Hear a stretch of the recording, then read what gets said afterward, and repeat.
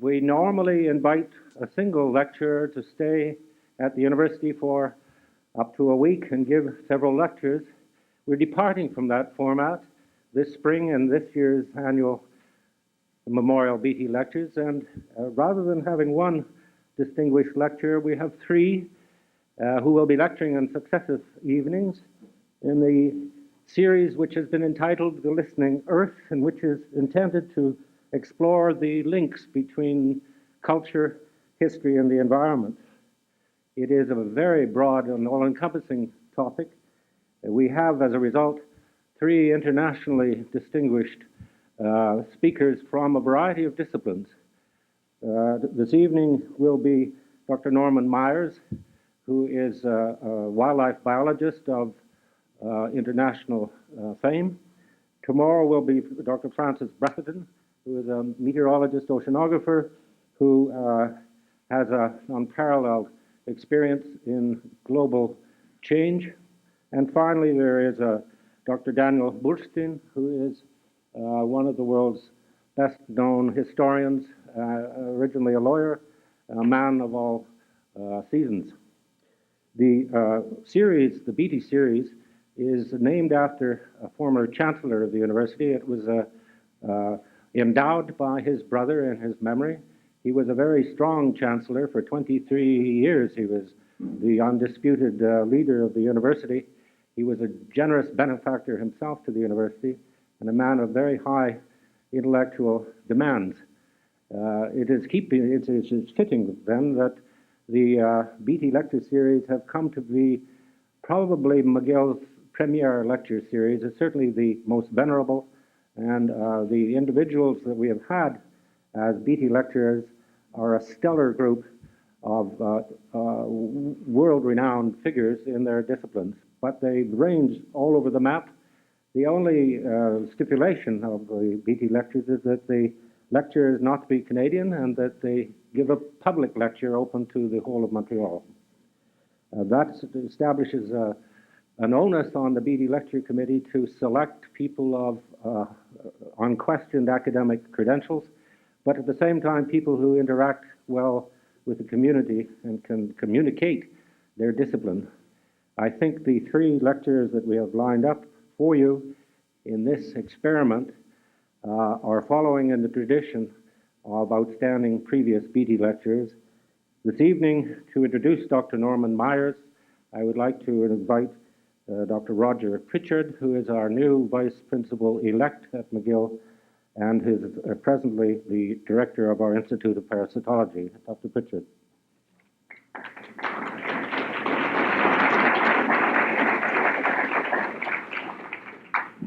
Thank you very much, Dr. McLaughlin.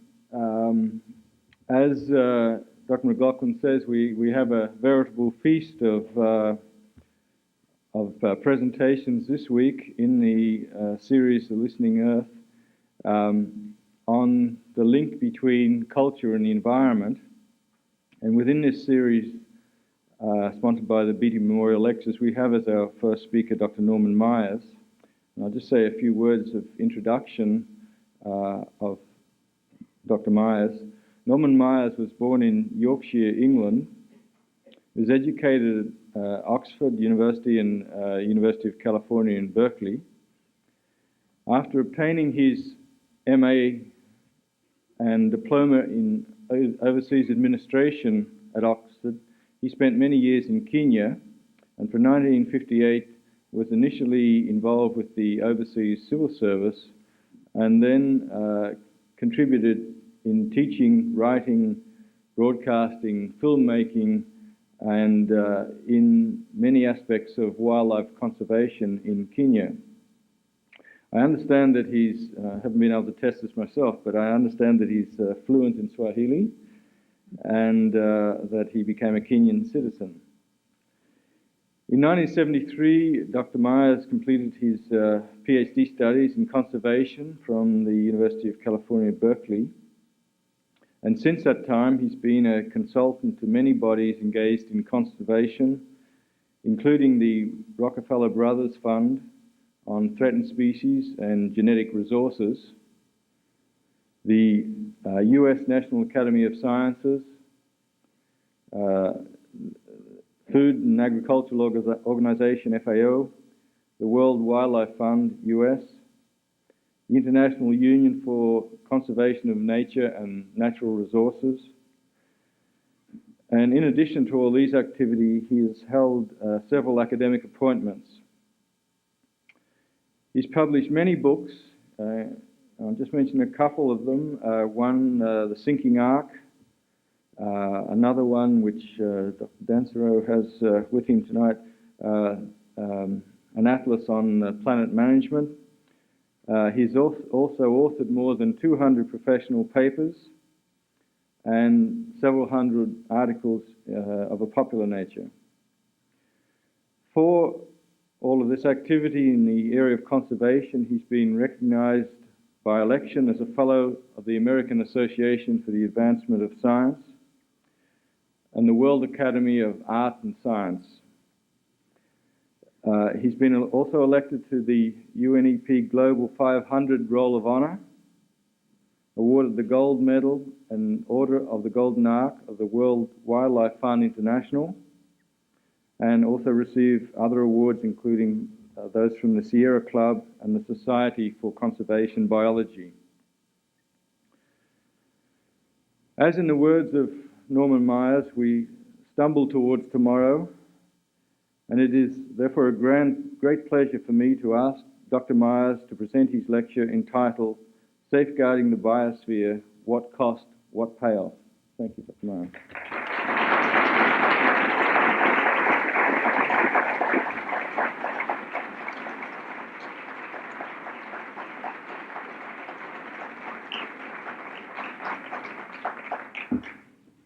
Thank you, sir, for your kind words of welcome.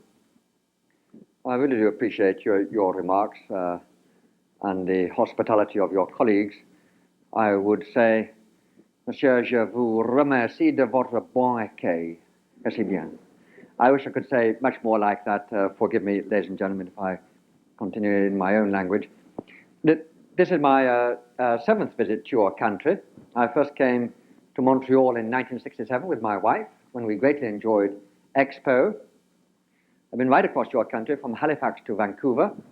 I always enjoy coming here because yours is a country of such enormous variety and diversity. And I look forward to many trips in the future. And incidentally, talking about this being a country of variety reminds me of a little fantasy that I have.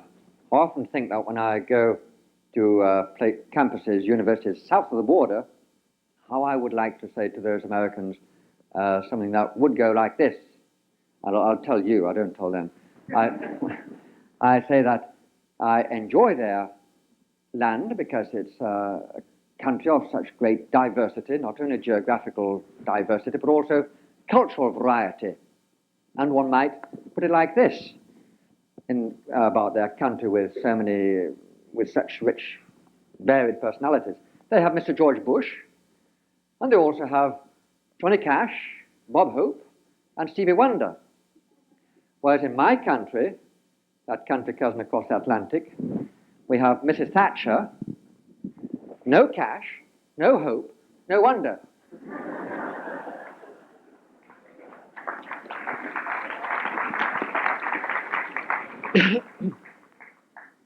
Ladies and gentlemen, it is an honor to lead off this series of lectures known as the Beatty Lectures. I'm gratified to have the privilege to speak to you, and especially about the subject of our biosphere. What will it cost to safeguard it, and what could be some positive payoffs? Our fragile biosphere, so far as we know, the only planet in the universe to be characterized with a mantle that can support life. Such a thin mantle. It's as if we were to take a ball with a diameter like the width of this room, and you sink it into a big body of water and lift it out, and the little film of water that would sink to it would be pretty much equivalent in scale to our biosphere. And it is in quite a lot of trouble, as you'll have heard. I would put to you this thought, that whereas the last 40 years have been dominated by the Cold War, the next 40 years are going to be dominated by the battle, our collective battle, to save our one global environment. I'm reminded of a thought presented by a leading Canadian whom I much esteem, Mr. Maurice Strong, whom I met while he was a member of the World Commission on Environment and Development. I was serving as an advisor to that commission. I went to a meeting in Moscow, and one evening, over dinner, while we were enjoying the Caviar and Vodka, we were trying to work out how to present the scale and the character and the extent of the environmental problems that we face. And another great Canadian at the table, Mr. Jim Mcneil, who was also a member of that International Commission, came up with this thought, which was then incorporated in the report of that commission, known as the Brundtland report, named after the chairperson of the commission, Mrs. Brundtland, who at that time was Prime Minister of Norway. This commission put their names to this statement, which is one of the most far-reaching, forthright statements I've ever met during 25 years while working in the field of the environment and as a scientist. And bear in mind that that commission was made up of leading politicians, policymakers, financiers, investments, bankers, industrialists, farmers. There wasn't a single person among them whom you could call an eco-freak. These were all cold-eyed, hard-nosed people who make their way in the Monday morning world. And those tough-minded people came up with this thought in their report. They said, humankind faces two great threats. The first is the threat of a nuclear exchange. And pray God that that will remain no more than a diminishing possibility for the future. And the second great threat is that of global-scale degradation of the environment that supports our daily lives in whatever land we may live in. And far from being a possibility for the future, that is a fact right now. To give an idea of how far we are already overburdening our environment, consider the capacity of the Earth to feed its burden, if you will, of humanity. According to a recent analysis by the University of Rhode Island, if all human beings were to live as vegetarians, that is, not consume nearly so much grain after it's passed through livestock and converted into meat, and if we were to divide up all food produced equally among all nations and communities right around the world, then the number of people that the Earth could support, given present levels of technology, would be around 6 billion. And right now we have 5.2 billion people, so there's a bit of a margin there, although we shall catch up to 6 billion within just another 8 years. But if we were to all live off a diet where we gain 15% of our calories, of our calories through animal protein, as is the case with most people on average in South America, then the Earth couldn't support 6 billion, it could only support 4 billion, which would mean that already we'd have overcooked things. And if all people on Earth were to live off a diet where they gain 25% of their calories from animal protein, that is a diet akin to what is enjoyed in North America, in your country, in my country, then the number of people the Earth could support would be only 2.5 billion, meaning that we would now have well over twice as many as the carrying capacity of Earth. Of course, this all depends upon that key phrase, though, given present agricultural technologies, and surely we can hope for more and more capacity to grow more of a given amount of cropland. Let's bear in mind also, though, that during the period 1985 to 1989, global population increased by 5%, and because it had various agricultural setbacks, despite agrotechnology advances, the average amount of food produced per person has actually declined by a similar 5%. And we can rehearse these figures, ladies and gentlemen, while we have on Earth only 5.2 billion people. Within 35 to 40 years' time, we can anticipate there will be twice as many people, and they will be looking for 3 times as much food and fiber, demanding 4 times as much energy, And if the majority of humankind who live in the third world are to lift themselves out of their pervasive poverty, we'll be engaging in 5 times as much economic activity with all the strains and stresses that will impose upon the natural resource base that sustains our economies and our lifestyles right around the world. Quite a lot of bad news there already, and there'll be some more bad news before I get through with this lecture, but there is quite a lot of good news. Before I conclude, you will hear how during the past few years, even while the overall problem has been getting a good deal worse, faster than ever, there has also been a parallel sunburst, if you will, of good news, of interest and enthusiasm and commitment on the part of many people around the world, political leaders, policymakers at the topmost level in the third world, in the first world, and in the second world. And there's also been a parallel outburst of interest and commitment on the parts of citizen activists, grassroots people, again, in every part of the world. This is very, very heartening. And we can look at it another way in terms of good news, bad news, good news. The bad news is that an environmental cataclysm is coming at us over the horizon. But the better news is that it's not reached us yet. We're only in the opening phase. And the better still news is that it need never reach us if we respond with enough vigor and urgency forthwith to get to grips with this environmental challenge. Note that I don't talk about it as an environmental problem. It is still a challenge. We still have time to turn this profound problem into a splendid opportunity. We have only just enough time. It's 2 minutes to midnight, no doubt about it, as I'll indicate with some slides shortly. We still have enough time, but there is still a window of opportunity, albeit one that is closing fast. And the further good news is that as we move to safeguard our biosphere, we shan't find, or we needn't find, that it will cost us the earth, as you might say.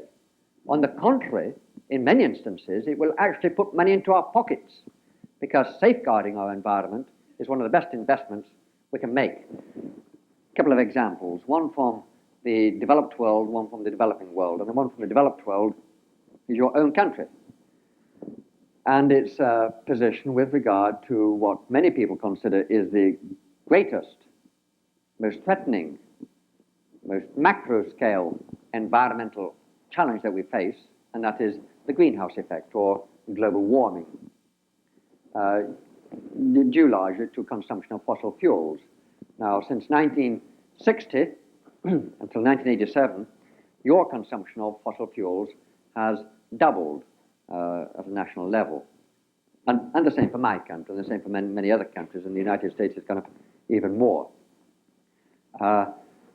2 years ago, there was that splendid get-together conference in Toronto on global climate, when many nations from around the world declared their aim of trying to reduce carbon or greenhouse gas emissions, not only carbon dioxide, but other greenhouse gas emissions, by 20% by the year 2005. A government commission in Canada looked at this one in cost-benefit analysis terms, and it concluded that the cost of an effort of mega scale like that would be in the order of 108 billion Canadian dollars, $108 billion, a pretty expensive effort. But the positive payoff, the savings, would have been in the order of $198 billion. That is, the savings would have been almost twice as much as the outlay. Marvelous return on investment. That's better than you'd get on Wall Street or the stock exchange in your country or the City of London or on the Tokyo Stock Exchange. There are many other examples like that that we can find around the world that we'll come to during the course of the next 1 hour. Let's consider the situation in a developing country. Ethiopia, that beleaguered nation which is as environmentally devastated as it is economically devastated. Ethiopia is principally a highland country. The great bulk of the populace lives in a somewhat mountainous area, and that is very susceptible to soil erosion, especially in the wake of deforestation. Forests in Ethiopia are largely now a matter of history. As a result of soil erosion, there has been a decline in the fertility of the soil in Ethiopia, and hence a decline in capacity of croplands to grow food. A decline, in fact, that's worth about 1 million tons of food per day. 1 million tons of soil, 1 million tons of soil per year.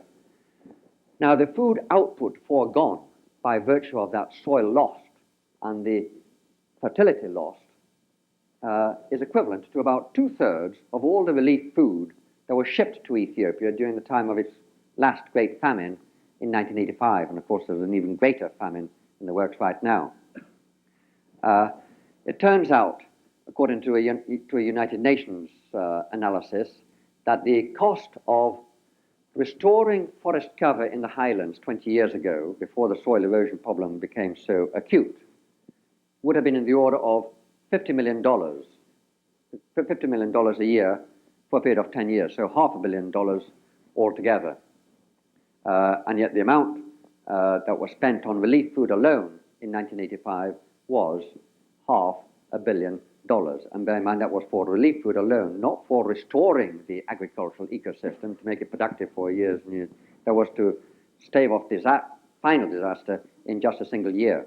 So that these trade-offs once again indicate how cost-effective it is to invest in environmental activities. And furthermore, in Ethiopia, because of the soil erosion and the decline in cropland fertility, in the mid-1970s, a good number of Ethiopian peasants began to migrate from the highlands into the lowlands, and especially toward an area that was shared with Somalia next door, the Ogaden zone.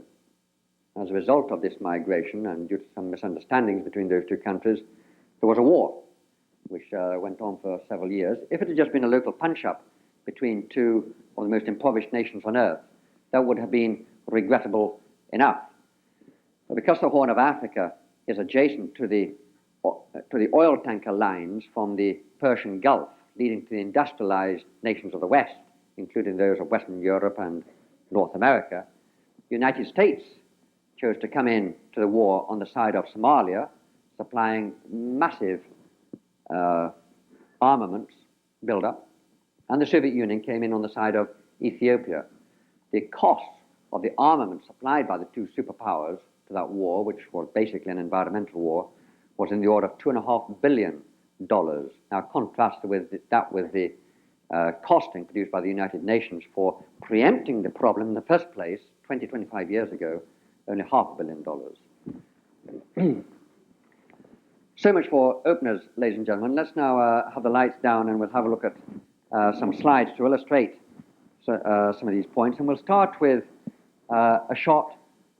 Sorry, let me just go back. A shot which we were first made aware of almost 25 years ago. And I put forward to you the thought that we have yet to appreciate just what we are looking at. Consider it this way. The opening sentence of the Brundtland report, which I referred to earlier, goes like this. It's a sentence which I feel is so profound that I'm still not through with figuring out all the implications.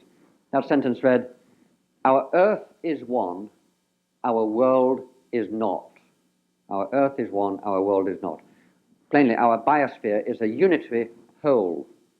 The winds carry no passports, and yet we try to run this unitary ecosystem around the planet in 200 or so management packages, which we call nation states, with all the competitive traditions that have always characterized the nation state system. One of the astronauts said on looking down on planet Earth, remarked that the site looked exactly as he'd expected, except for one thing. He couldn't see any political boundaries. Moving on to various forms of degradation and especially pollution. You'll notice air pollution is quite prominent there. You're so familiar in your own country with acid rain. In the European community, acid rain is estimated to be costing some $15 billion a year. And pollution of all kinds in just West Germany. By the way, I call it West Germany. I haven't heard the news this evening. Is there still two Germans? Pollution of all kinds in West Germany, that is air pollution, water pollution, noise pollution, and the whole lot, is estimated to be levying a concealed cost on that country's economy of some $60 billion a year. Okay, that's a statistic. What does it mean? Well, it's worth rather more than 8% of gross domestic product in West Germany. Consider also low-level ozone. We hear an awful lot about depletion of the ozone layer. We're way up in the stratosphere. But how about low-level ozone, which comes from industrial pollution and from motor cars? It turns out that in the main grain-producing countries of the world, that is North America, Western Europe, Australia, China, Japan, low-level ozone has set back grain production by as much as 48 million tons in 1988, and that is 5% of all grain production. 5% of all grain production going to low-level ozone pollution. We hardly ever hear about low-level ozone pollution, let alone consider how much damage it is doing to our crops, to our food resource base. And when we consider all forms of land degradation or degradation of the agricultural resource base, we find that, well, there are various advances in food production each year. We have more irrigation, we have more fertilizer, we have better grains, more high-yielding crops, so on, so on, so on. But half of all those advances are eliminated straight off because of air pollution, water pollution, salinization, inadequate water supplies, soil erosion, and so on. That is a very heavy toll. Half of all our advances are taken away from us because of gross-scale environmental degradation, which we hardly ever hear about. Not nearly to the same extent, anyway. A map to show how various forms of natural resource rundown are a pervasive problem.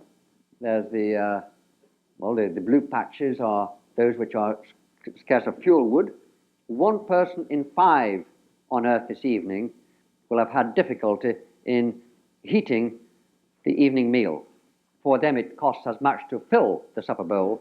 Sorry, it costs as much to heat the supper bowl as it does to fill it. And then the green areas are those under stress of acidification, pink areas, desertification, yellow areas where population is exceeding food-producing capacity. You'll see that large parts of the Earth are subject to just these 4 forms of environmental degradation alone, let alone depletion of the ozone layer, the greenhouse effect, and a number of other global-scale issues. On this table, you'll see at the top natural desert in comparison with man-made desert. And these figures, by the way, are about 12 or 15 years old. Those figures of man-made or human-made degradation are proportionate, so much bigger today. For instance, as you come down to where you see croplands, and the area lost is registered at 20%. A more accurate figure for today will be 24 or even 25%. And when you get down to the bottom there, tropical forests, and we see the amount lost is listed as 45%. Today it is 53%. And the rate of deforestation, not just the amount, but the rate of deforestation is accelerating year by year. Natural deserts are in a stable state, of course. When we speak of desertification, we don't mean at all that natural deserts are expanding. Rather, we refer to a process by which patches or strips of man-made desert are being tacked on to existing natural deserts. And one of the principal causes is fuel wood gathering, especially in those areas with deficits of fuel wood, like in the Sahel. It's been rightly said that sub-Saharan Africa is steadily becoming Saharan Africa due to general over-harvesting of or overuse of the vegetation. Desertification of all sorts, and here we see what a large tract of the earth is subject to desertification hazard of 1 degree and another. We might consider, and here again, cost effectiveness figures.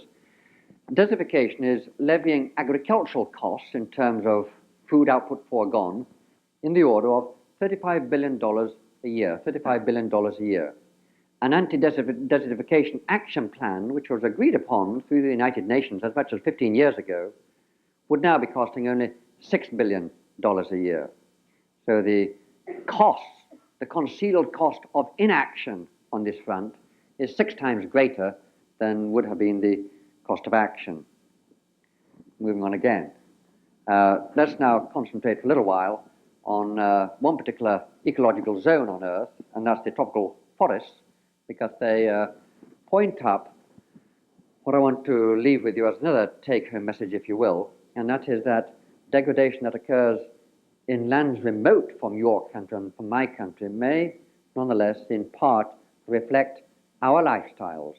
We have a part in what is going on in lands way beyond the horizon, way beyond the geographical horizon, also way beyond the horizon in our minds, in our imaginations in here. These tropical forests cover an area a little bit less than Canada, about 9 million square kilometers. This map is actually rather out of date because in Southeast Asia there's little left. In West Africa there's next to nothing left. In Central America there's next to nothing left, and the big blob of Amazonia is being trimmed back quite rapidly around the edges. The forests are extremely rich in plant species, as you would expect. But the forests altogether contain an estimated 70 or even 90% of all species on Earth when you consider plants and animals together, even though they comprise only 6% of Earth's land surface. Regrettably, we shall never know how many plant species or animal species there are in these forests because they're disappearing much faster than we can go out and check them. In fact, we are losing species at a rate of between 50 and 100 every single day in these forests. That is only a crude estimate. It's the best we can do, and it does reflect a strong consensus of leading biological opinion around the world. When I say we shall never know how many, well, our present count of our plant species is about 125,000, but some scientists say there could be 150, 160,000. And that compares with only 15,000 plant species in the whole of North America.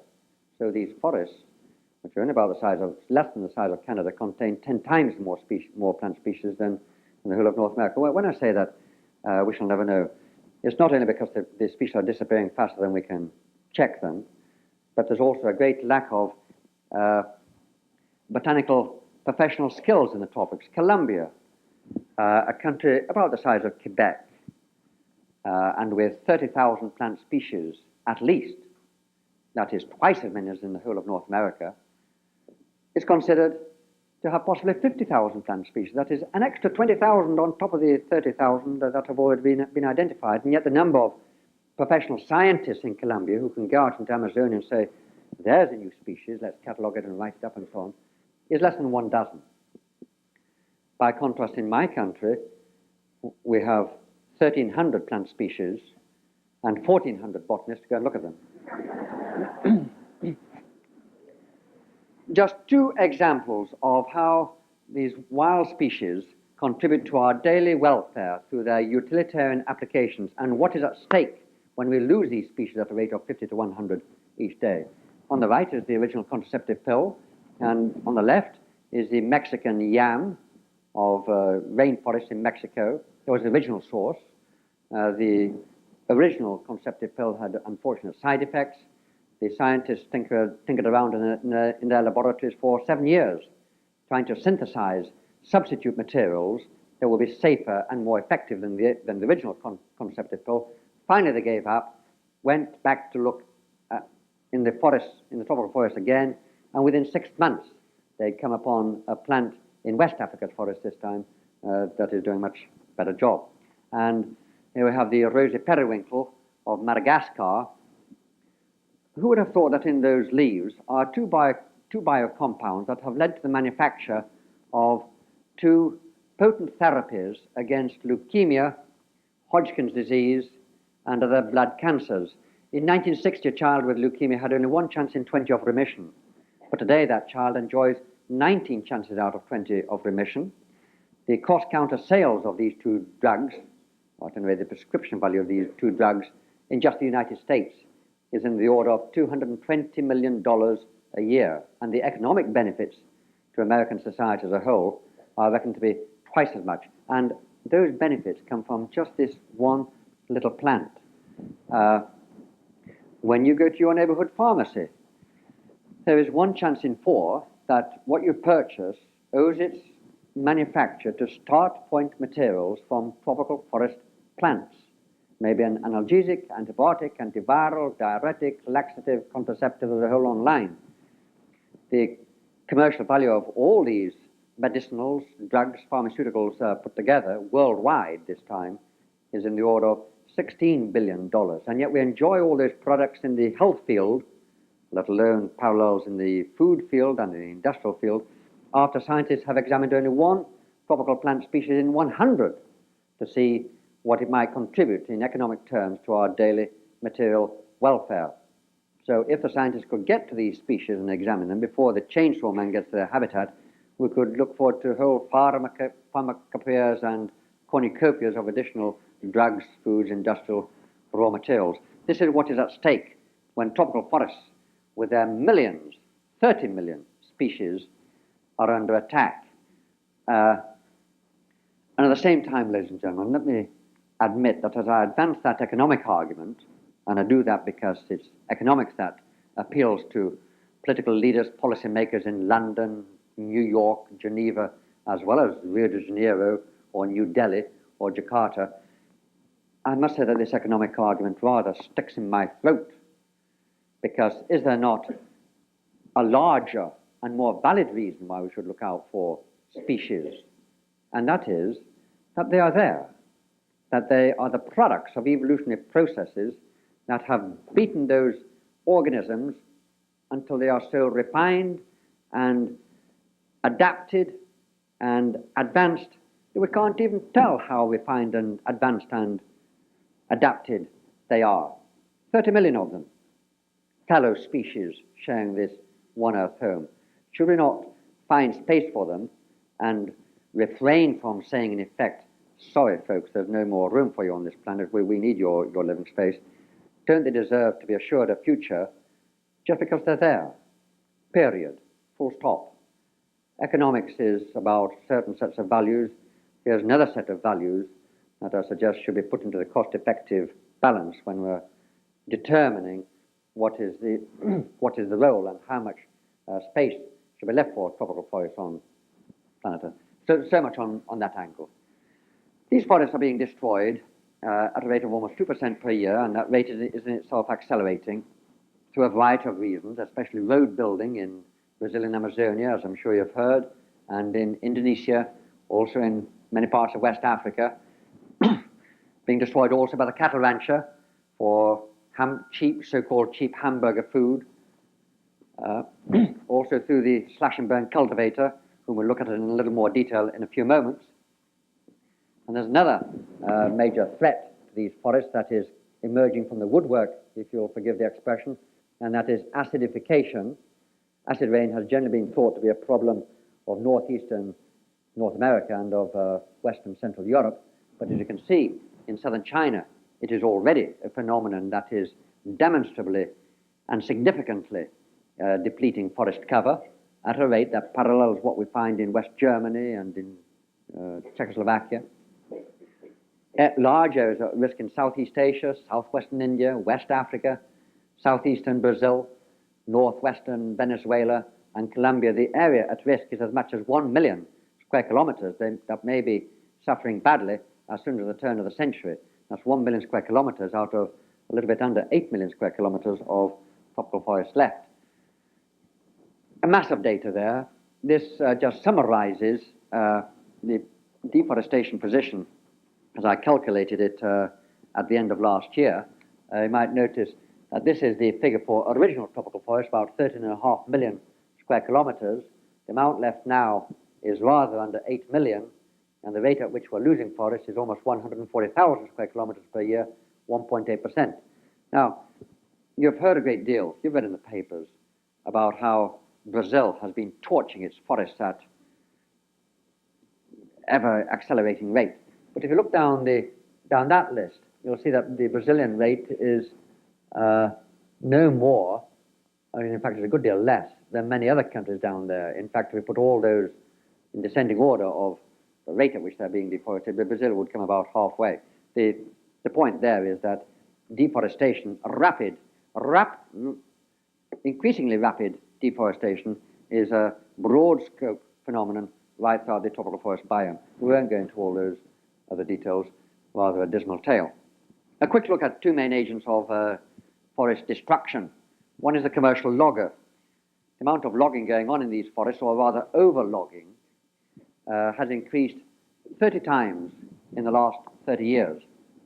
Half of it is to satisfy demand in tropical forest countries themselves. The other half is to satisfy demand for tropical hardwoods, especially the luxury hardwoods, on the part of consumers in the developed world, in your country, in my country, in Japan, Australia. I have nothing whatever against logging of commercial forests as long as it is sustainable logging, but almost invariably, as I mentioned, it is overlogging. Why is it overlogging? Well, because of this insatiable and pressing demand from the marketplace in the developed world, in the rich, affluent nations, for these specialist hardwoods that go to make bathroom fittings, hi-fi cabinets, parquet floors, fine furniture. Next weekend, when you go out on your yacht, just have a look, you'll see quite a lot of tropical hardwood there, I'm sure. To this extent, ladies and gentlemen, we all have our hand on the chainsaw at work in tropical forests. We do not do it intentionally. On the contrary, it's all too unwitting, but effectively and increasingly through our consumerist pressures in this country, in Europe, we are all contributing to the demise of tropical forests. Moreover, a lot of the overlogging is conducted by giant timber corporations based in Canada, the United States, Norway, Britain, Germany, Japan. They use capital-intensive methods, and the heavy machinery serves to cause undue damage to the residual forest, to compact the soil, to greatly reduce or even to eliminate the capacity of the residual forest ever to restore itself. And the great pity about all this overlogging is that it's going to impose a sizable cost indeed on the economies of those tropical forest nations. Until 1980, their foreign exchange revenues, and foreign exchange is a very precious lubricant for those third world economies, were in the order of $9 billion a year. Today it's slumped to slightly under $7 billion. The World Bank projects that by the year 2000, the figure could have dropped as low as $2 billion, and shortly into the next century, tropical forest countries could overall become net importers of these hardwoods because they'll have used up their own stocks. That's going to be critical for the economies of Colombia, Cameroon, Ghana, Liberia, Madagascar, Thailand, Philippines, Indonesia. So a whole long line of countries. And these are countries in which your economy has a stake because you can expand your export of merchandise, manufactured goods, other products to the third world as long as those economies keep on growing. It's surprising how large a role third world economies do play in the health of your economy. But in the case of these tropical forest nations, if they take a severe setback in their economies because the hardwood supplies give out, that's going to have adverse repercussions for your economy right here at home in Canada. The second great agent of forest destruction, whom we'll look at briefly, is the slash and burn cultivator. And here we have a much more complex problem. Under his traditional guise as a shifting cultivator, he would plant corn and bananas, one or two other subsistence crops, which would persist for only a couple of seasons before the soil would lose its fertility. So in the background, the cultivator here is already burning off another patch of forest to plant crops in subsequent seasons. Now, as long as there weren't so many of these cultivators, and there was plenty of forest for them to shift around in, that shifting cultivator lifestyle was fine. It was intrinsically sustainable. The abandoned croplands would quickly green over, new trees would come in, the trees would restore minerals and other plant nutrients to the soil, fertility would be replenished. In 10 years' time, the canopy would close over. In 20 years' time, the cultivator could return to square one and start the process all over again. That was fine. But today, we have the phenomenon of the shifted cultivator, that is, the displaced peasant, who hitherto has been living hundreds of kilometers away from tropical forest expanses in Brazil, Ivory Coast, Kenya, Burma, Malaysia, wherever it is, And for various reasons, he is squeezed out of these traditional farmlands. Part of the reason is sheer population growth, but there's also maldistribution of farmlands, there is lack of agrarian reform, there is lack of rural infrastructure, there's also the debt burden hanging around the neck of some of those countries, which reduces the government's capacity to pay more attention to these subsistence cultivators. There's a whole long line of reasons why these people feel driven to pick up their machetes and their matchboxes and head for the only unoccupied lands they know in their countries, and that is the tropical forests. So instead of this kind of picture, what we have is something like this. The shifted cultivators arrive on the forest fringe in vast multitudes. They fell the forest. Season by season, they push deeper into the forest. Behind them come more waves of these shifted cultivators, and the forest has no chance at all to restore itself and to regenerate. Now, if we look just at the population factor that is driving these people, bearing in mind there's a whole long line of other factors, if we look just at the population factor, we shall see there's plenty of scope for many more millions, hundreds of millions of these shifted cultivators to come on stream in years ahead. I know you've had population problems coming out of your ears for the last 20 years, but let's just take another quick look. These are 1989 figures. Have a look at the top country, Brazil. Second column, 147 million. That's the situation last year. And then have a look at the last column. The last column? Yes, where it says 280. That's the figure that Brazil's population is projected to reach, even with some moderate family planning programs, before zero growth is finally attained in about 100 years' time. That's almost twice as many. But if you look further down at some of the other countries, for instance, Central America, you'll see that the total there is going to more than double. And in a good number of those other countries, you'll see the total will more than double before so on, so on, so on. Vast scope there for huge numbers of additional shifted cultivators to attack tropical forests in years to come. But there's some good news here as well. Note Thailand was at 56 million last year, projected to reach only not even 100 million before it reaches zero growth. Thailand is really a miracle of population planning programs. In 1969, the average size family in Thailand was rather over 6 children. In fact, it was about 6.4 children. Today, it is 3.1 children, and the total is projected to decline to 2.6 children. That is almost replacement level by 1995. This has far exceeded all the best expectations or projections of demographers. It really has been an extraordinary achievement on the part of Thailand, and it is an achievement that has been matched by Java in Indonesia, by Kerala State in India, by urban communities of Mexico and Colombia, by Costa Rica, also by many other non-forest countries like South Korea, Taiwan, Singapore, Tunisia, Sri Lanka, Cuba, a long line of them. Now, let's just consider, if all countries of the third world could be persuaded to follow the example of the success story countries like Thailand, then far from ending up with what the United Nations determined is a median projection for the final population total on Earth of 10.6 billion, we would end up with only slightly over 8 billion, 2.5 billion less.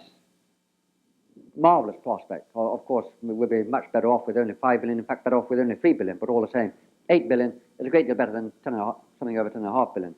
But if more countries of the third world follow the example of the Philippines, which you see up there, and most countries of Black Africa, and allow their growth rate to still keep on rising, then we wouldn't end up with 10.6 billion, we'd end up with 14 billion people. Now, the difference between the high projection and the low projection, 14 billion and 8 billion, is 6 billion people. That is more people than we have on Earth right now. That is a measure of the scope we have to turn the population problem into a population opportunity, to get on top of the problem before that problem gets on top of us. What will it cost? Well, in terms of supplying family planning services to those people who already possess the motivation, but don't possess the contraceptive hardware, as you might say, would cost Well, it would mean we'd have to increase our present expenditures from $3 billion a year to about $9 billion a year, a 3 times increase. And some people might say, well, that's a fearfully big increase. But another $6 billion a year, compare that with what Americans spend on slimming and diets, that is $300 billion every single year. $300 billion every year in just that one country on, we might say, is a super luxury. So, $6 billion is neither here nor there. It's not a question of can we afford it. It's really a question of how can we possibly not afford it. And then if we want to supply motivation to those people who don't yet possess it, well, there are various ways that we can go about this. In fact, it's a rather complex problem, but one major factor is reducing infant mortality in those countries. You see, until we can eliminate the dreadful demographic hemorrhage of dying children in the third world, we are not going to eliminate the motivation for parents to keep on producing children in the hope that enough will survive. And the number of children who die in the third world each year is 15 million. Another statistic. What does that mean? Well, if a plane had crashed today somewhere in the world with 400, 500 people on board a jumbo jet, it would have made the television news this evening. It would be the big headline in tomorrow's newspapers. And yet, 15 million children dying every year is the equivalent of a jumbo jet full of children hitting the ground with total write-off for all passengers every 10 minutes, right around the day, throughout the night, every day, every week, right throughout the year. Those children can all be saved at no great cost, partly by immunizing them against the great killer diseases like measles and whooping cough. That would cost about $10 per child, one-time shot. Also eliminating diarrhea, which can be done at a cost of just $1 per child each time diarrhea comes along. The total bill to cover both of those items would be in the order of $20 billion a year. Again, it's not a case of can we afford to do it, so on, so on, so on. We can get on top of the population problem and turn it into a marvelous opportunity if we so wish. And again, it won't cost us the earth. The investment will be massively worthwhile. To have a closer, quick look at the shifted cultivator problem, let's have a look at this area in Brazil, just to the upper right of that black line, which is the border between Brazil and Bolivia, pointing at a state called Rondônia in Brazil. Two satellite images, 1982 and 1985. Look at the area inside the red line, which is about 1/3 the size of Quebec. In 1982, the area white indicated the amount deforested. The process was only just beginning. But just 3 years later, most of the area inside the red line had been deforested. It can go very quickly indeed. And another satellite image over Rondônia, you see the scale here, 100 kilometers, September 1987 vintage. This big smoke pall is plainly several hundred kilometers wide and maybe 2,000-3,000 kilometers long. That smoke pall was the result of forest burning that was going on for all of 4 months, non-stop. Now this smoke, of course, is principally carbon. In the atmosphere, it forms carbon dioxide. Carbon dioxide, as you know, is the main greenhouse gas. It's accounting for about half of all global warming. The smoke pillars climb high into the atmosphere. This is part source of global warming that's going to affect your country, my country, every single country around the world. Of course, most of the greenhouse, well, 2/3 of the greenhouse effect is due to fossil fuel burning, largely on the part of the industrializations. Let's not misplace the blame. But all the same, the amount of tropical forest burning is sizable and it's increasing. Have a look at that figure there, 1.6 billion tons of carbon being emitted into the global atmosphere from forest burning in 1979. 10 years later, that amount had risen to 2.4 billion tons of carbon. Contrast that with 5.6 billion from fossil fuel burning, total of 8 billion, put the two together, 2.4 billion is quite a sizable share, and much more to the point, it is expanding much more rapidly than is the fossil fuel component, so rapidly indeed that early next century, the tropical forest component might even match the fossil fuel component, though it won't match it for very long, it'll very quickly fall away on the grounds that there won't be any more forest to burn. But this depends upon us not doing a better job of conserving those forests. And as I mentioned earlier, there are signs, recent signs, in just the last few years that things are beginning to improve vastly. There's a long way to go. The amount of carbon being emitted by the various countries, we'll note Brazil right at the top, way out ahead, but then that's to be expected because it has 40% of all tropical forests, and the actual amount of forest that it's, actually the actual amount of carbon that it's emitting is about 3 times more than Canada is emitting. So Brazil's contribution to the greenhouse effect, which is going to affect all countries, much greater than Canada's contribution.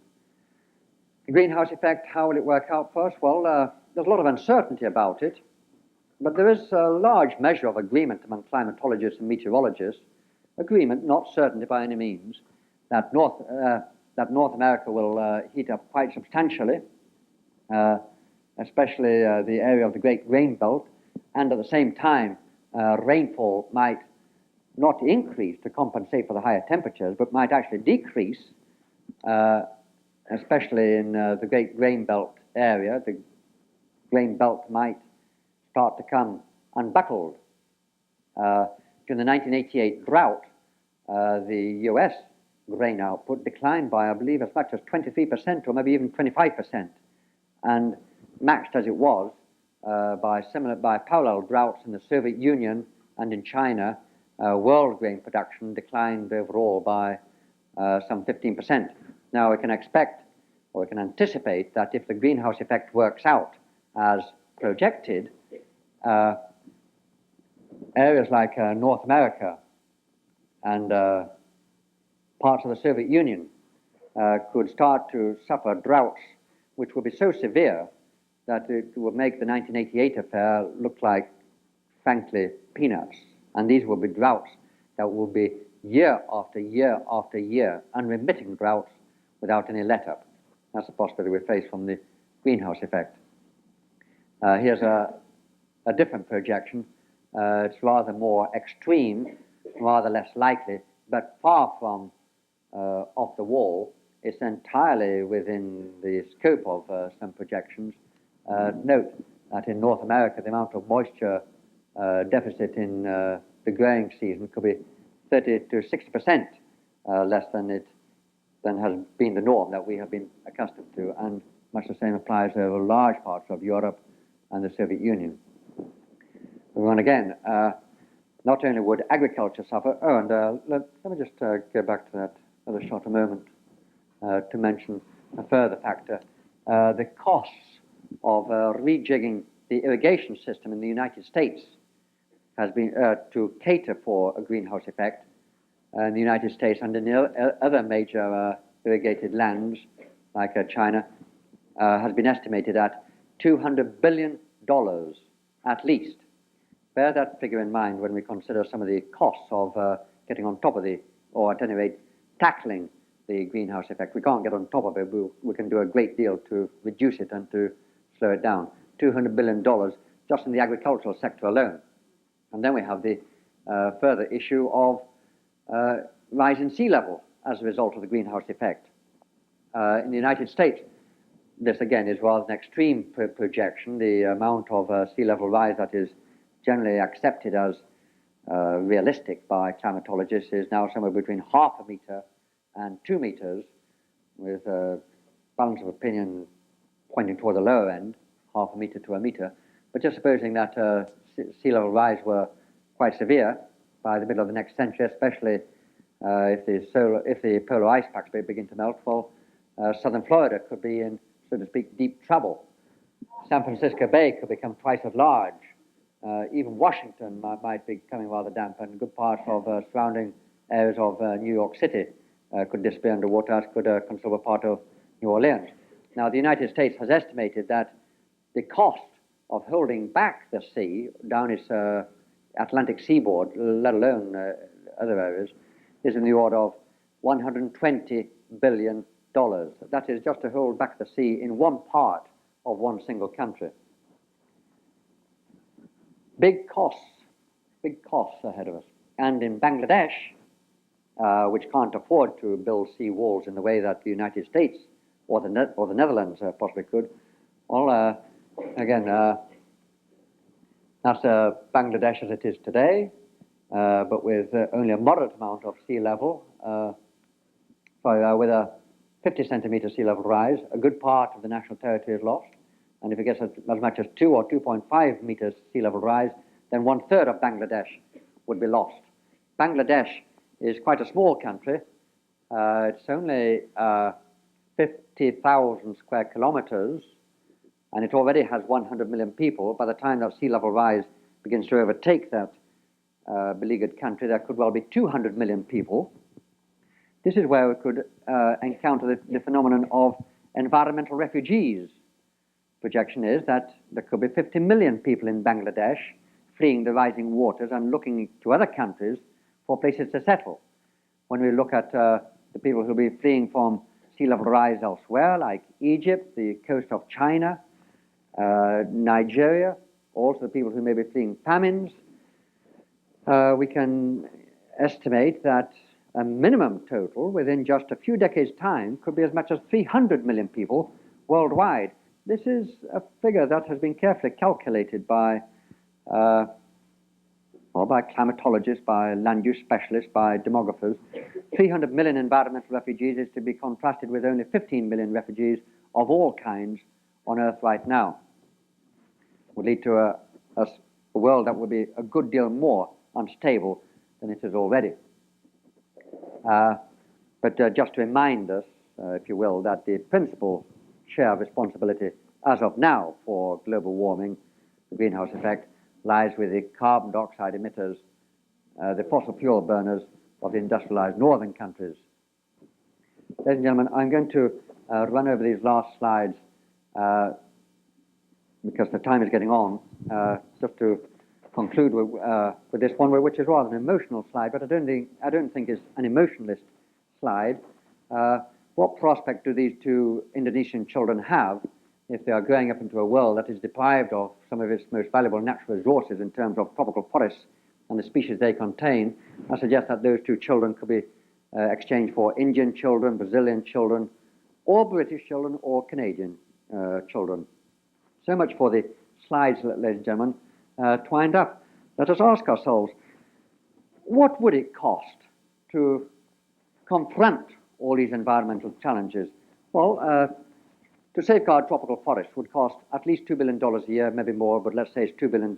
That's quite a sizable sum, but a highly positive payoff just in the Ganges Valley alone.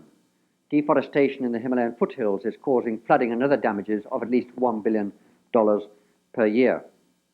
As I mentioned earlier, desertification to halt the spread of desert would cost $6 billion, but the payoff there will be in the order of $30 billion.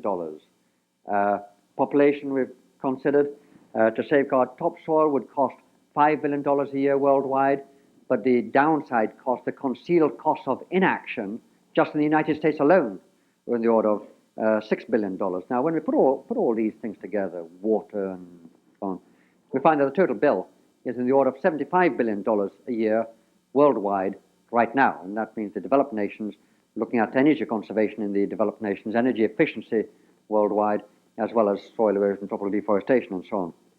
$75 billion, where we're going to get some of that kind from. It's about twice as much as is going in foreign aid right now. Where can we find that amount of money? Well, a year ago when I was presenting these lectures, I would say that one area of public spending we might look to is the military, on the grounds that the military is spending $3 billion a year worldwide.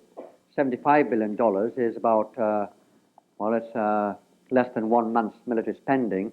If the military were to reallocate that amount of annual spending, just 1/12, and put it in safeguarding topsoil, getting on top of the population explosion, so on and so on, would we not purchase for ourselves more real, all-round, and enduring security than investing the same amount of money in 1/2 of one stealth bomber or something of that sort?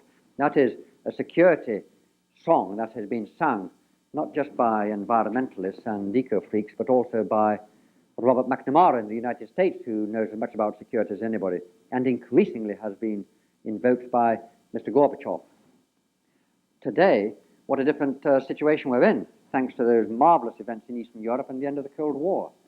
To find $75 billion a year out of all the funds that are going to be released in the wake of the Cold War's ending shouldn't be difficult at all, provided that we can recognize the scale of the problem, what will be some downside costs of not getting to grips with these environmental issues, and also the positive payoffs of doing something about it. Now, that is the first of the policy responses that is required, that political leaders should recognize what is at stake and that it would not, again, cost the earth to confront these challenges.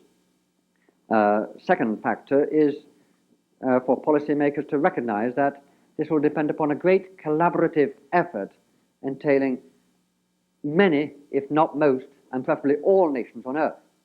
And this will be as great a change in the nation-state system as any that there has ever been since the first emergence of the nation-state system 400 years ago. The third factor that policymakers might bear in mind, the third policy response, is a matter of urgency. These processes are working up so much momentum that unless we move to slow them, stem them, stop them by the year 2000, they will surely have worked up too much momentum for us to be able to stop them at all in time. And between now and the end of the century, we have only 3,500 days. We lose 1% of that maneuvering time with every 1 month that goes by. Those are some responses on the part of policymakers. Some people say, yes, that's all right, but what can the individual do? What can I do in the workaday world tomorrow? There are lots of things the individual can do. You can support environmental organizations, and there's a whole long list of them. You can support your policymakers in Ottawa and let them know how you feel. Those two are very obvious. The third one, which is even more important, more effective, though more difficult, more complex, is to consider your own lifestyle and how far it contributes, either in a plus or minus way. Do an environmental audit on your lifestyle. How far do you engage in enough recycling, not more recycling than last year, but enough recycling to make a sufficient difference.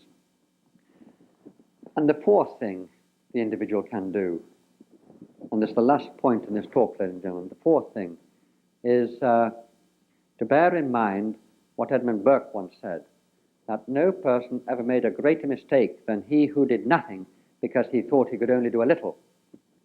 Related to that is the question of remaining hopeful. Some people, some individuals say, oh, but the problem is so big and I'm just one person, what difference can I make and how can I be certain that what I do will have an effect on the ground? Well, it can't be certain. It's a matter of faith. We have to cast our bread upon the waters and hope that cumulatively it will all amount to enough. I'm often asked if I'm hopeful after 25 years in this game, and I must confess there are some mornings when I get up and I wish it, well, but then I remind myself, well, the situation reminds me of the person who defined an optimist and a pessimist, saying an optimist is a person who proclaims, this is the best of all possible worlds, to which the pessimist responds, I'm afraid you're right. But how much better we can do than that? There's all the pull factor of that it need not cost us all that much and that it can be a wonderful, marvelous investment with all kinds of positive payoffs. And on top of that, there's a further pull factor, and it goes like this. At a time when our biosphere, when our planetary ecosystem is at risk like never before, we have an unprecedented opportunity and responsibility to do something about this problem before it gets too big, before it goes into terminal trouble. And here I remind myself, when I have those downside mornings, that to live at this time when the biosphere is facing such unique degree of hazard, shouldn't we count ourselves fortunate, if you will, that we are alive at this time and have this chance to safeguard this biosphere? This is a challenge, it's a chance that has never been available to any generation in the past because the problem just wasn't there. And it won't be available to any generation in the future because if we don't get to grips with this one and turn the problem into an opportunity, future generations will have nothing left but to pick up the pieces that we've left. So within that big picture context, can't we say, aren't we lucky to be alive? To have this marvelous chance that's been granted to no other bunch of people ever in humankind's history. We have the chance to be giants in the course of the human enterprise. And bear in mind that it won't cost us the earth. On the contrary, it'll leave us with quite a good deal extra money in the bank at the end of the year. Ladies and gentlemen, thank you.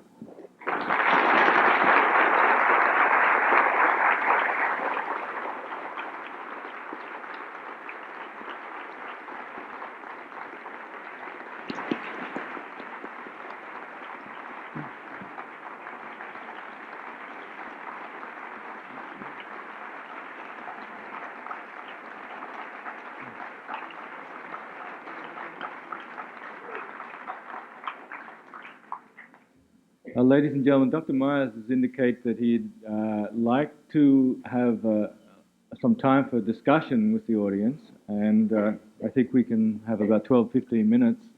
So I would invite you to discuss points with him. Would like to take a crack? Any comments, questions, criticism, disagreements? How about you? Yeah.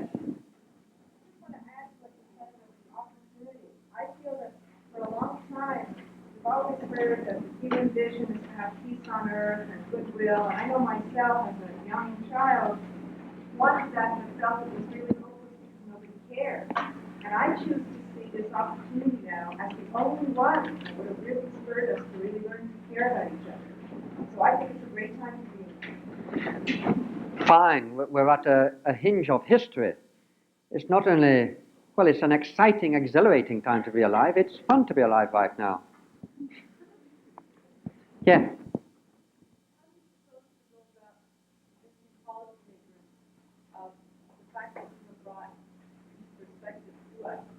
Because policymakers have a budget to adhere to, as do those tough-minded people that you were talking about, who control the day-to-day living of many of the species, many of us human beings in one country or in the whole of North America. Sure. We're trying to tackle 50-year problems with 5-year parliaments or governments working with 3-year programs and 2-year budgets. It's quite a challenge. On top of that, governments are inherently reactive. They tend to wait for the morning mail and see what problems that throws up and do something about them. But their inclination to plan ahead is rather slim, or you have to push them into it. They are, a lot of political leaders are so ecologically illiterate that they think a food chain is a line of Safeways. I do think that public opinion, as represented by the turnout here in this hall this evening, public opinion is almost surely ahead of the political leaders and the policymakers. They don't understand the story about the frog, which I'm sure you all grasp intuitively. There's an experiment that the school children conducted. They took a frog and they dropped it into a saucepan full of boiling water. And the frog reacted to this hostile environment by skipping out straight away. And of course it got rather scalded, but it was okay. It survived. Then the children took the same frog and they put it into a saucepan full of cold water, put the saucepan on the stove, turned up the heat, and the water started to get a little bit warm. The frog swam round and round and thought, what a nice environment this is. The water's getting warmer and warmer. Beautiful.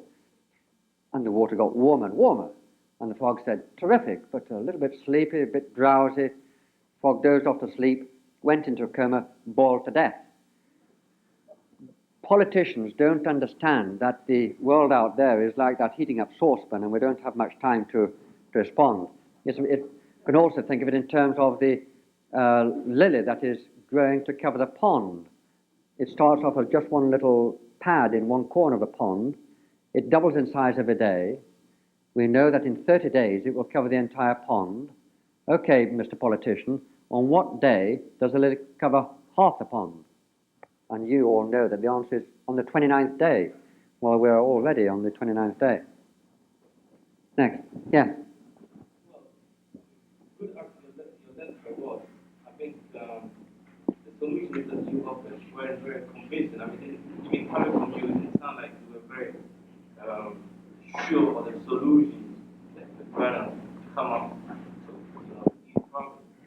Personally, I'd like to ask you, do you own a car? Yes, I do. You own a car? Yes. Do you personally drive the car school and all stuff like that? I do increasingly, yes, especially when we take the children to school, and we have 4 bicycles in our family. How many children? 2. 2 daughters. There are 2 boys on the way to balance the two girls. I do take your point. Britain often points a criticizing finger at third world nations for their population growth rate. The number of extra Britons that comes on stream, put it this way, well, there are about 50 million Britons, actually a little bit more. We pride ourselves that we've licked our population growth, but in fact, each year there are about 1/3 million more British people. Bangladesh has twice as many people already, 100 million, and the number of new Bangladeshis, because of their very high growth rate, is 3 million every year, as compared with only 1/3 of a million in Britain. But each British person consumes per year the equivalent of 55 barrels of oil, and each new Bangladeshi consumes only 1 barrel of oil. So which country has a population problem? Britain has never once asked itself systematically, how many people can we afford to have in Britain? How many Britishers can the world afford to have? If we did really look at that one, it might turn out that with 50 million people, we're already way over the top. We should think about getting it down to 30 million. Yes? Following from that point, what kind of standard of living can we as North Americans expect to have in the future, given that we're already consuming too much, even the population is under control? Should I be feeling guilty if I feel that I want to get a car? Like, how do you see it in terms of our standard of living if we want to get more of an equal system worldwide? Now we're really getting to grips with the guts of it all, aren't we? You'd have to work it out for yourself and ask yourself how much your inner satisfaction and fulfillment in your life really does depend upon your material consumerism. That is, does increased quantity of livelihood necessarily lead to increased quality of life? Or might we have reached a point where the points are going the other way? I don't know about Canada, but Americans are now 4 times more affluent than they were in 1950, and yet all those polls we read indicate that Americans are certainly not 4 times more, in quotes, happy than they were in 1950. In fact, some Americans say there's not been very much change at all. So should we not start to think of lifestyles which will allow us to tread more gently on the face of the earth? It does not mean enormous sacrifices. It does mean, to start off with, eliminating the absurd amounts of waste in our lifestyles. As somebody was pointing out, if you watch the cars coming to town tomorrow morning, I imagine the majority of them will have only 1 passenger. There are lots of other ways. Japan has an economy which I believe it will very shortly be as affluent per head as is that of Canada, and yet the amount of energy they use is only half as much as per person in Canada. Of course, they have a milder climate and they don't have to do as much traveling, but all the same, there's a message there. The Swedes are the same. Using less energy in Japan and Sweden means less greenhouse effect for everybody. It also means their economies are more productive, more efficient, more competitive on the world market, and Japanese families end up at the end of the year with enough money savings in the bank to take the family off for a long weekend vacation. The point you raised, it does really strike at the heart of what we must look at. I wouldn't presume to start going to details of what your life might look at, but I suspect it's going to be quite a lot different from the way life is lived today, and it could be quite a lot more satisfying. Yes? Do you think universities have a special role to play in the fight for the environment? Oh, absolutely, because the student community is a vast resource, if one, if one might put it that way, from the university community are going to come the lever pullers, the decision makers of tomorrow. And of course, you're going to be trying to grapple with the world that your elders and betters have bequeathed to you. I think we better make this a last one because time's going on. Somebody over there has had a hand up for quite a few times. Yes. What about a carbon tax? What is your feeling with regard to a fossil fuel or a carbon tax strategy for bringing down the global warming? We really should have one, and we should have it as soon as possible to persuade us to pay the real price for gasoline or for coal. At the moment, we don't internalize all the environmental costs in terms of acid rain and the greenhouse effect and so on and so on. If we were to do that, and we were to take away the subsidies that encourage us to overuse fossil fuels, then I guess we'd find ourselves paying at least $5 for a gallon of gasoline. That would be a real price, and it wouldn't be all that much more than we were paying in 1980 after the second oil price hike. Sure, we must have an oil price, a carbon tax as soon as possible. But it'll be very difficult to decide how to share it out equitably. That is, should the industrializations pay a much higher rate of tax than the third world nations on the grounds that they've already produced a great deal of greenhouse effect, and the third world nations haven't had their chance to use fossil fuels to fuel their development. China sits on 1/3 of the world's coal. India sits on another 1/5 of it, I think. Those two nations have very large populations. They could very quickly be producing as much carbon per year as the whole of North America. So there's a lot of difficult questions of global justice at work here. And this brings us to the last point of all, if I may. As well as looking at the figures, the costs and balance, the costs and the benefits and so on, we must also look very carefully at who gets what. It's not just a case of economic efficiency, it's also a case of social equity. And we're not going to have that. We're not going to have this great global collaborative campaign that we absolutely must have as long as the North continues to give rather a rough deal to the South. Now, this isn't to say that the South couldn't do a lot to put their own house in order, but all the same, we can no longer say that we are shelling out loads of dollars per year to help those unfortunate folks in the South. Consider this. The amount of foreign aid each year is about let's say $50 billion. Another $50 billion goes from the World Bank in loans, and then there are loans from private banks and so on. Let's say that the total funds from the North to the South about $100 billion a year. The South is still trying to pay off those massive debts that were incurred in the mid-1970s, debts that have accumulated because of interest rates going up in the North for reasons that have nothing at all to do with folks in the South. The amount of funds going from the South to the North is now in the order of $150 billion a year. That is, there is a net flow of funds from the South to the North of $50 billion a year. As Willy Brandt, that great German leader, once put it, it's like a blood donation from the sick to the healthy. As long as that situation persists, we can't expect to have a fair deal from the people in the South. And without their contribution to this great global enterprise, we shall get nowhere. I think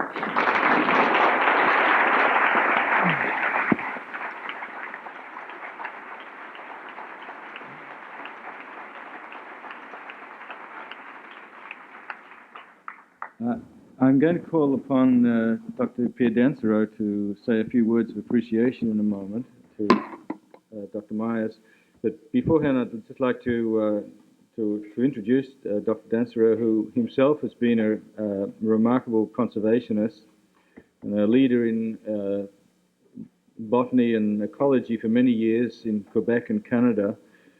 And he has taught at Columbia University, Université de Montréal, Université de Quebec à Montréal, and has numerous honorary degrees, including one from McGill, and many awards, including the Isaac Walton Killam Prize, the Companion of the Order of Canada, l'Ordre National du Québec, le Prix Marie-Victorin, and the Lawson Medal of Canadian Botanical Association. Dr. Dansero, je voudrais vous inviter à dire quelques mots.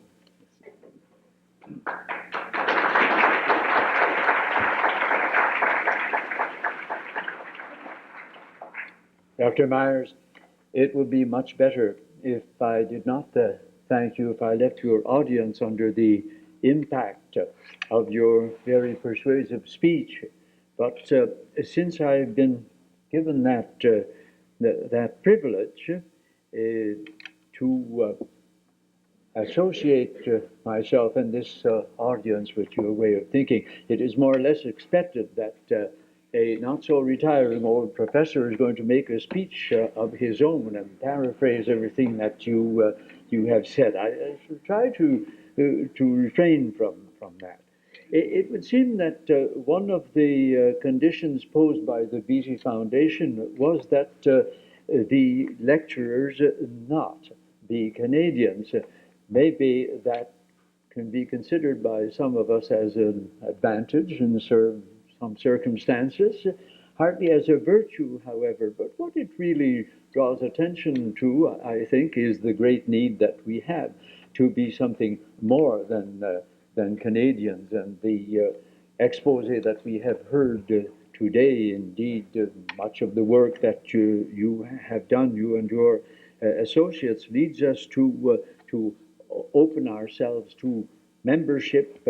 To membership in what? To membership in Gaia, to membership in the planet Earth, in this world for which we are all responsible. And how is this going to express itself? How are we here in Canada going to respond to the slogan of the Brundtland report, to think globally and to act locally? I wouldn't want to make a whole speech on how indispensable both of these activities are to one another. However, I think that we have just been witnesses to the way in which one man is capable of being deeply rooted in the realities of the environment, of his environment, the one in which he knows personally, in which he has his everyday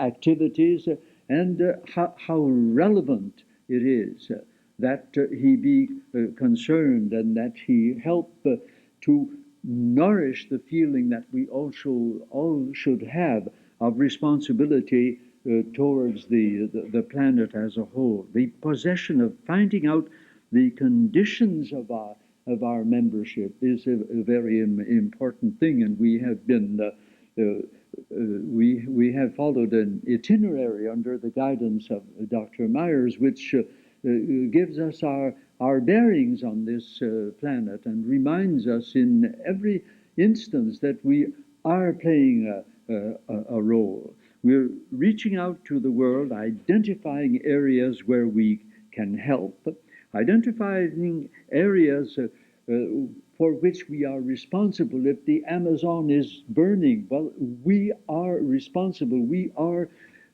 among the creditors of the Brazilian nation. We are involved in the catastrophes, in the apocalypse that we see on the horizon at this time. But how we must look beyond the apocalypse. We must have a positive view, not think of correcting pollution, not so much of correcting pollution as to perceiving the relationship that exists between pollution, poverty, and justice, and what we can do about it in the small circle of our acquaintance and of our activity and of our influence, but also in the wider world aspect. Well, how far have we come? What treasure have we accumulated? The early conservationists have given us a motivation and knowledge for the protection of rare species, of threatened species. We've been shown some very important examples. We are called upon to devise a new a new management. We are invited to consent to a different way of life, a new discipline, and what lies in the pathway. What are the obstacles to this new way of life? Well, sovereignty is one of them, and seeing as Canadians, for instance, and the lesson can be applied elsewhere in the world, the smallness, the triviality of some problems that preoccupy us greatly. What are the problems between French and English Canada as compared to the plight of the Sahelian desert, to desertification, to spoilage on the planetary basis? It would take do a great deal of good to our consciences and to our motivation if we could relocate our feelings towards the humanity, assume more fully our role as human beings, and cast some shade upon the everyday problems that we are bound to solve, to be sure, but to solve in the spirit of solidarity with humanity as a whole. I think that is what you have invited us to do, and you have gone very far beyond the mere invitation to motivation. You have shown us some of the reasons why the planet is in such a sorry state, and some of the ways that are at our disposal, given goodwill, to remedy the present state of mankind by expressing full solidarity to the rest of the world, and especially to the third world. Thank you, Dr. Meyers.